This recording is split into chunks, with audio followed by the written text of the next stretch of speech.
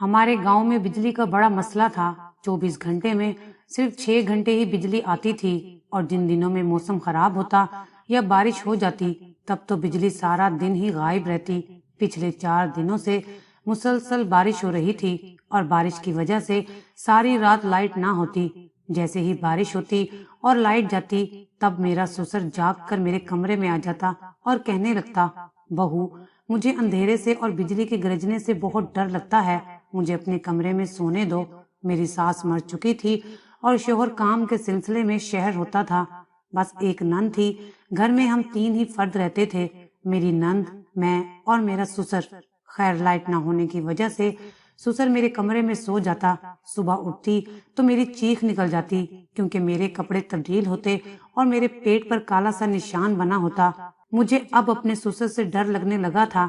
शर्म से कुछ कह भी ना पाती। एक रात आंख खुली तो ये देखकर होश उड़ गए। मेरी नंद ने मुझे पकड़ा हुआ था और ससुर मेरे कपड़े।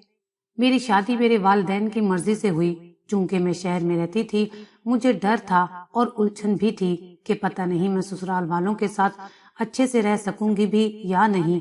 मेरे ससुराल में सिर्फ चंद ही लोग थे, जिसमें मेरे शोहर की बहन और मेरे ससुर शामिल थे। मेरी सास का पहले ही इंतकाल हो चुका था। मेरे ससुराल में मेरे शोहर के बाद सिर्फ ससुर ही थे। मेरी शादी हुए जब हफ्ता हुआ तो सारे मेहमान घर से जाने लगे। घर दोबारा खाली सा होने लगा। मगर खैर, मेरे शोहर भी दूसरे शहर में जॉब करते थे। मेरे शोहर का इखलाक भी बहुत अच्छा था। निहायत ही अच्छी तरह से वो मेरे साथ पेश आते, मेरा बहुत ख्याल रखते थे। मेरे ससुर भी निहायत एहतराम से मेरे साथ पेश आते। चंद हफ्तों बाद शोहर की छुट्टियां खत्म हुई और वो वापस शहर में चले गए। उनके जाने के बाद मैं बहुत उदास हो गई। पहले ही घर में कोई ना था जिससे मैं बात कर सकती और अब तो और भी ज्यादा अकेली हो गई थी। ससुर सारा दिन अपने कमरे में ही रहते। काम की बात होती तो मेरे साथ करते, वरना नहीं बोलते। शोहर को गए अभी 2 हफ्ते ही हुए थे।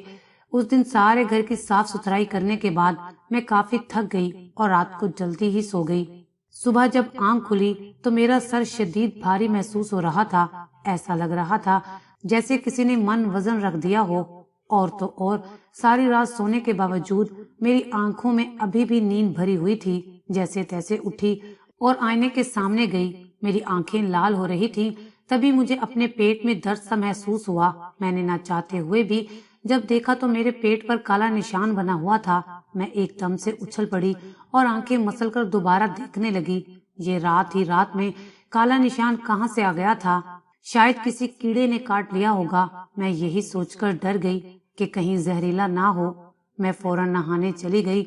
अब मेरे जिस्म पर वो निशान बिल्कुल गायब हो चुके थे। ऐसा लग रहा था जैसे वो बिल्कुल मौजूद ही नहीं थे। मैं हैरान हुई कि अगर वो मौजूद थे तो अब कहाँ गए। खैर, उस वक्त मैं अपना वहम समझकर सब कुछ भूल कर किचन में आ गई और जल्दी से अपने और ससुर और नंद के लिए नाश्ता बनाने लगी। लेकिन उसके बावजूद मैं सारा दिन सोचती रही और उसी के साथ मेरा सर भारी हो रहा था। आखिर दर्द की शिद्दत जब बर्दाश्त ना कर सकी तो मैंने जल्दी से दवाई ले ली। दवा लेने के बाद मुझे थोड़ी देर के लिए कुछ सुकून हुआ। उसके बाद आज रात फिर जब मैं सोई तो बहुत गहरी नींद आई। मेरी आंख तब खुली जब बाहर बादल गरजने की आवाज आई। बादल इतनी जोर से गरजे थे कि मैं एकदम से डरकर उठ गई। लाइट भी जा चुकी थी। जब मेरी आंख खुली तो मैंने देखा कि दरवाजे के बाहर कोई बैठा है। मैं डर गई और फौरन दरवाजे के पास गई। मैं पूछने लगी थी कि दरवाजे पर कौन है, मगर इससे पहले ही मुझे लगा कि शायद वहां कोई बैठा है। चूंकि अंधेरा होने की वजह से दरवाजे के नीचे साया कम दिखाई दे रहा था।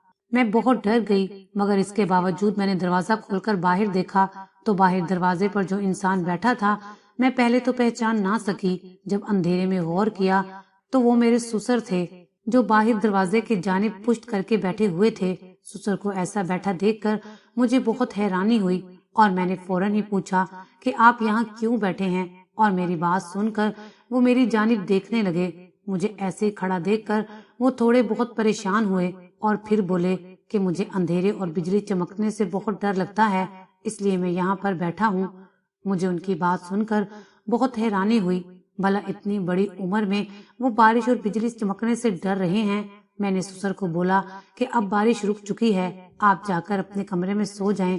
مگر میری بات سن کر وہ بولے کہ نہیں، لائٹ پتہ نہیں کب آئے، مجھے ابھی بھی ڈر لگ رہا ہے، مجھے جب نیند آئے گی میں جا کر سو جاؤں گا۔ بہو تم سو جاؤ اور ڈرنا مت، میں باہر ہی بیٹھا ہوں۔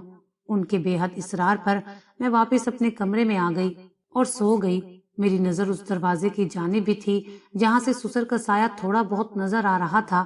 مجھے حیرانگی تھی کہ وہ ایک مرد ہو کر میرے کمرے کے باہر ڈر کی وجہ سے بیٹھے ہیں۔ میرے ذہن میں عجیب عجیب خیالات پیدا ہو رہے تھے، مجھے کچھ بھی سمجھ نہیں آ رہا تھا۔ تھوڑی دیر بعد انہی سوچوں میں میری آنکھ لگ گئی اور میں سو گئی۔ جب صبح آنکھ کھلی تو بارش بالکل رک چکی تھی۔ میری نظر جب دروازے کی جانب گئی تو وہ دروازہ تھوڑا بہت کھلا ہوا تھا۔ میں فوراً اٹھنے لگی اور دیکھنے لگی کہ میں نے تو رات کو دروازہ بند کیا تھا، پھر یہ دروازہ کیسے خود بخود کھل گیا، کیونکہ میری آنکھیں ابھی بھی پوری طرح نہیں کھلی تھیں اور مجھے بخار بھی محسوس ہو رہا تھا۔ میں جب اٹھی تو مجھے لگا میرا جسم کسی قید میں ہے۔ میں بیڈ سے اٹھنے لگی تو اٹھ نہیں سکی تھی۔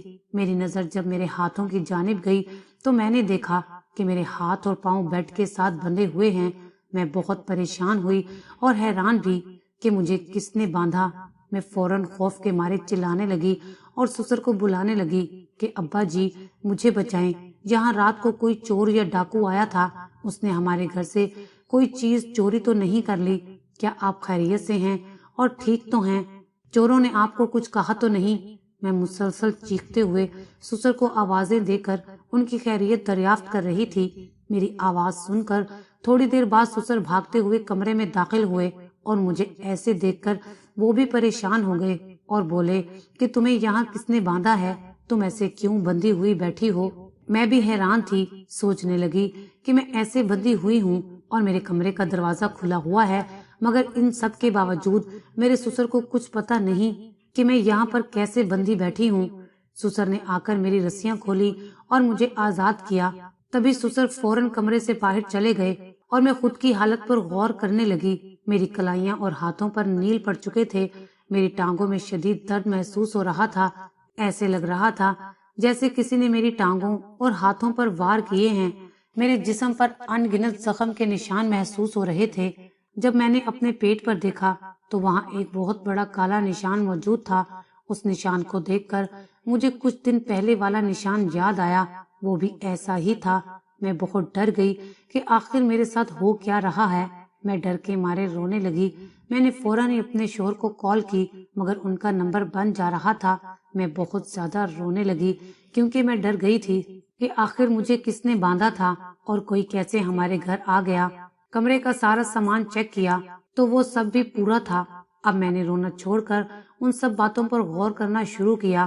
پہلے میرا سسر کا میرے دروازے کے باہر بیٹھنا، اس سے پہلے میرے پیٹ پر وہ نشان کا بنا ہونا، اور پھر آج میرے ہاتھ پاؤں بندھے ہونے کے ساتھ وہی کالا نشان دوبارہ سے میرے پیٹ پر ہونا۔ آخر یہ سب میرے ساتھ کیا ہو رہا تھا؟ سسر اور نند بھی میرے ساتھ صحیح سے بات نہیں کر رہے تھے، وہ تو مجھے کھول کر مجھ سے ہی پوچھنے لگے کہ کیا ہوا تھا۔ تھوڑی دیر بعد مجھے الٹیاں شروع ہو گئیں، میری طبیعت بہت خراب ہونا شروع ہو گئی، میرے جسم میں اتنا شدید درد تھا کہ میں اٹھ بھی نہیں سکتی تھی۔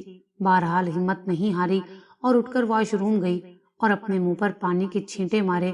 سسر صبح کے بعد میرے پاس نہیں آئے تھے، تبھی میرے سسر میرے کمرے میں چائے کا کپ لے کر داخل ہوئے اور بولے کہ لو بہو چائے پیو، اس سے تم بہتر محسوس کرو گی۔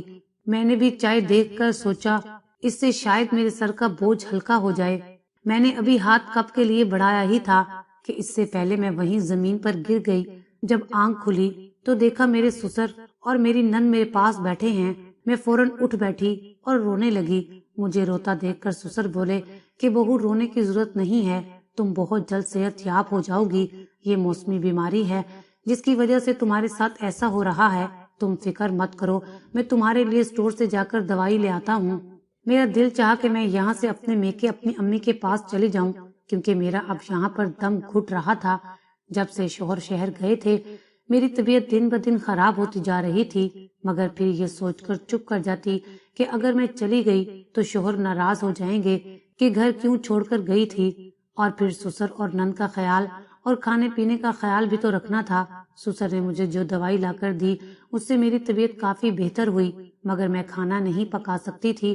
یوں محسوس ہوتا گویا گر جاؤں گی، اس لیے کھانا باہر سے منگوانا پڑتا تھا۔ میری نند تو اللہ میاں کی گائے تھی، وہ کوئی کام بھی نہیں کرتی تھی۔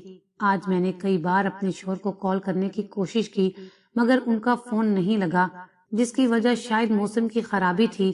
میں نے سسر کو کہا کہ اس علاقے سے باہر جا کر شوہر کو کال کریں، مگر سسر نے میری بات پر دھیان نہیں دیا اور بولے کہ بیٹا وہ یہاں سے دور کام میں مصروف ہے، اسے پریشان کرنا بہتر نہیں ہوگا۔ سارا دن یوں ہی بوجھل سے گزارا اور رات میں جلدی سو گئی۔ ساری رات بارش اور بادل گرجنے کی آوازیں آتی رہیں اور لائٹ بھی نہیں تھی۔ ایک بار جب بہت زور سے بادل گرجے تو میری آنکھ کھل گئی۔ اس وقت رات کے 2 بج رہے تھے۔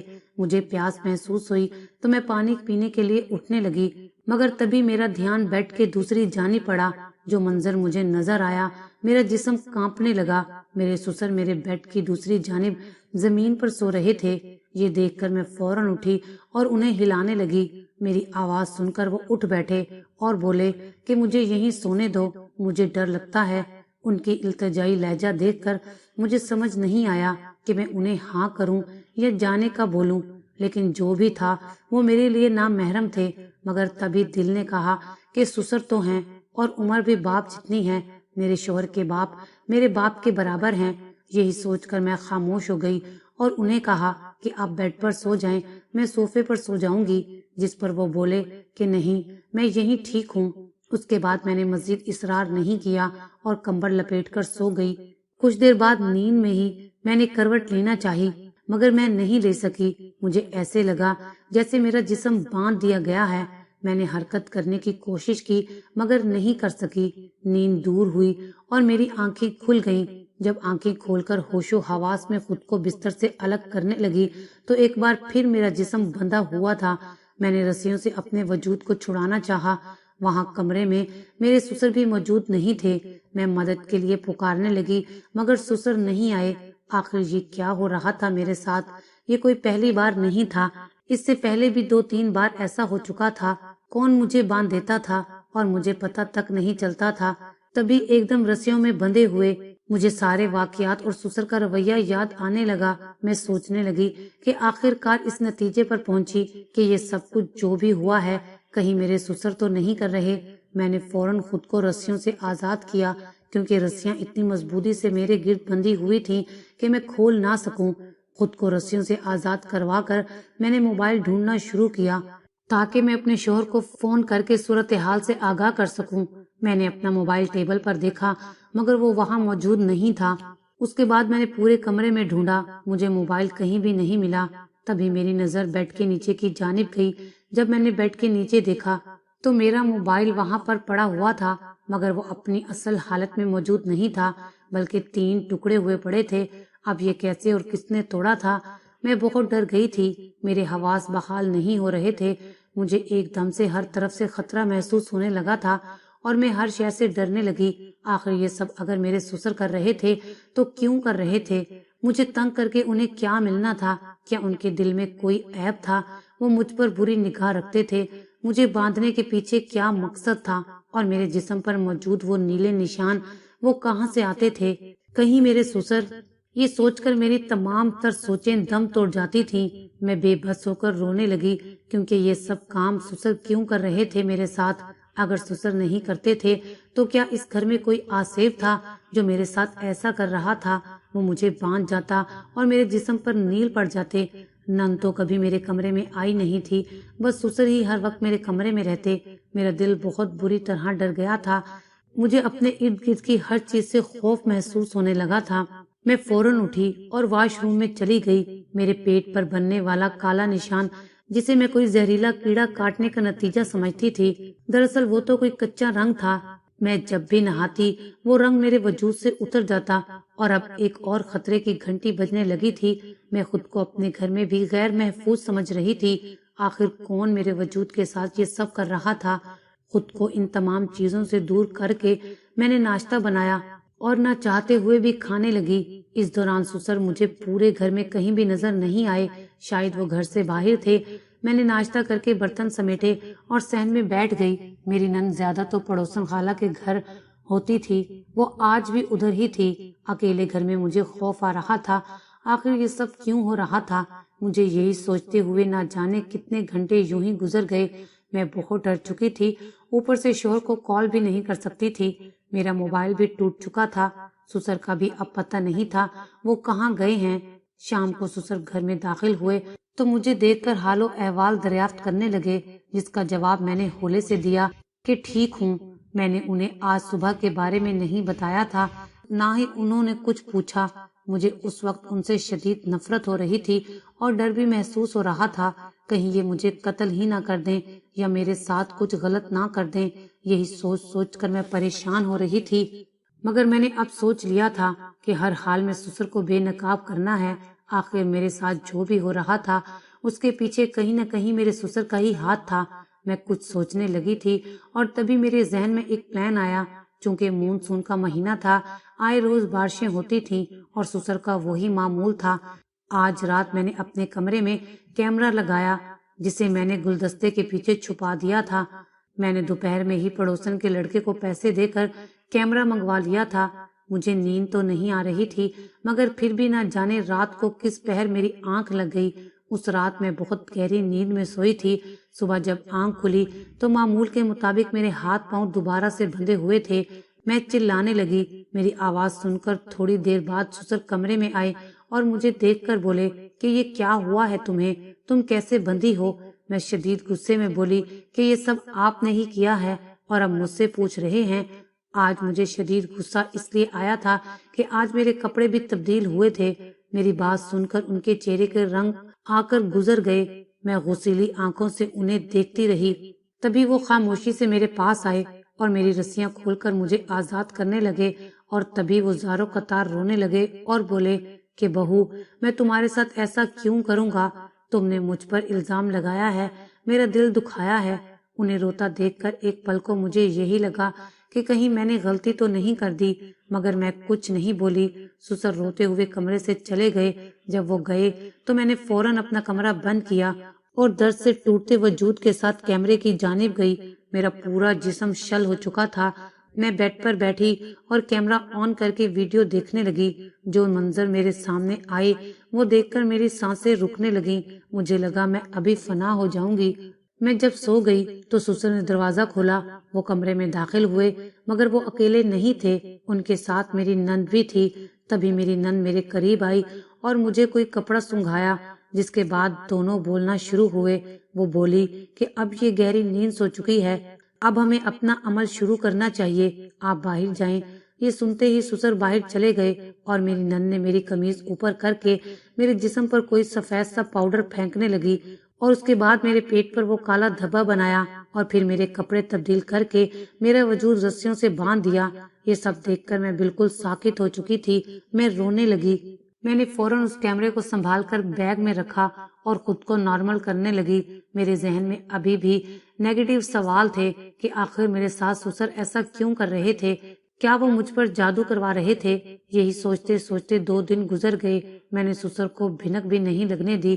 آخر سسر جب ایک دن اپنا موبائل گھر چھوڑ کر باہر گئے تو مجھے موقع ملا اور میں نے فوراً شوہر کو کال ملائی اور انہیں جلد از جلد گھر آنے کو کہا۔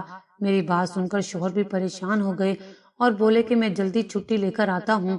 اس دن کو گزرے ابھی 1 دن ہی ہوا تھا کہ اچانک شام کو شوہر گھر آ گئے۔ انہیں اپنے سامنے دیکھ کر میرا دل چاہا کہ میں پھوٹ پھوٹ کر رونے لگوں، مگر نہ جانے کیوں میرے شوہر کے آنے پر میرے سسر بالکل بھی خوش نظر نہیں آ رہے تھے، وہ کافی پریشان دکھنے لگے تھے۔ تھوڑی دیر بعد میرے شوہر نے مجھ سے دریافت کیا کہ کیا ماجرا ہے، کیوں پریشان ہو؟ میں کچھ بتاتی اس سے پہلے ہی سسر کمرے میں آ کر ہمارے پاس بیٹھ گئے اور باتیں کرنے لگے۔ اس کے بعد جب بھی موقع ملتا میں بتانے لگتی۔ سسر ہر بار کچھ نہ کچھ بات شروع کر دیتے یا شوہر کو آواز لگا دیتے۔ آخر جب رات ہوئی تو مجھے کوئی سکون ہوا۔ اب تو میں ہر حال میں انہیں بتاؤں گی۔ تبھی سسر کمرے میں آئے اور بولے کہ آؤ بیٹے کچھ دیر باتیں کریں۔ یہ سن کر مجھے شدید غصہ آیا اور میں پھر سسر کو باتیں سنانے لگی۔ میرا یہ لہجہ دیکھ کر شوہر شدید ناراض ہوئے۔ تم میرے ابا سے یہ کس لہجے میں بات کر رہی ہو؟ ابھی اور اسی وقت ابا سے معافی مانگو، ورنہ میں تمہیں ابھی اور اسی وقت تمہارے میکے چھوڑاؤں گا۔ شوہر غصے سے گرجے تھے۔ میں بھی اب آپے سے باہر ہو گئی تھی۔ मैं चीखते हुए बोली, आपको अभी इनका घिनौना सच नहीं मालूम, इसलिए ये सब कह रहे हैं। अगर सच पता लग जाए तो नजरें नहीं उठा सकेंगे। मैं चुप नहीं हुई और फौरन अपना कैमरा निकालकर वीडियो शोहर को दिखाने लगी।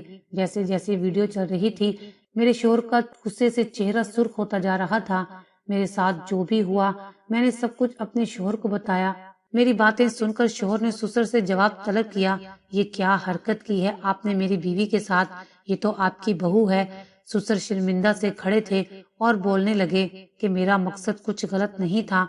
मैं जब अपने पीर बाबा के पास तुम्हारी शादी के बाद गया तो उन्होंने बताया तुम्हारी बहू बांझ है, इसलिए अमल करना पड़ेगा ताकि वो इसी साल उम्मीद से हो सके। उन्होंने मुझे एक अमल बताया जिसे खसूसन जिस दिन बारिश हो उसी दिन करना था। मैंने इसलिए किया ताकि तुम बा औलाद हो सको। ससुर की ऐसी बातें सुनकर मुझे हैरत हुई और शोहर भी हैरत ज़दा आंखों से देखने लगे और बोले कि औलाद का होना न होना खुदा की दस्तरस्त में है।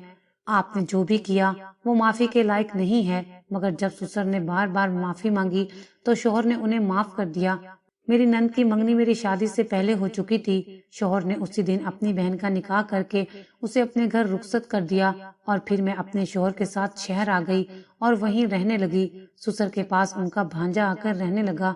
ससुर अपने किए पर बहुत शर्मिंदा रहते और जब भी मिलने आते हैं मुझसे माफी मांगते हैं। मैंने उनको माफ कर दिया क्योंकि उनकी नीयत में खोट नहीं था। वो तो हमारा भला चाहते थे, बस रास्ता गलत था। आज इस वाक्य को 2.5 साल हो चुके हैं। मेरी एक 9 माह की बेटी भी है। मैं अपनी जिंदगी में बहुत खुश हूँ। मेरे शोहर वाकई में एक सच्ची मोहब्बत करने वाले इंसान हैं। दोबारा मैं कभी गांव वापस नहीं गई, मगर हाँ, ससुर 2-3 बार शहर आकर अपनी पोती से जरूर मिलते रहते हैं।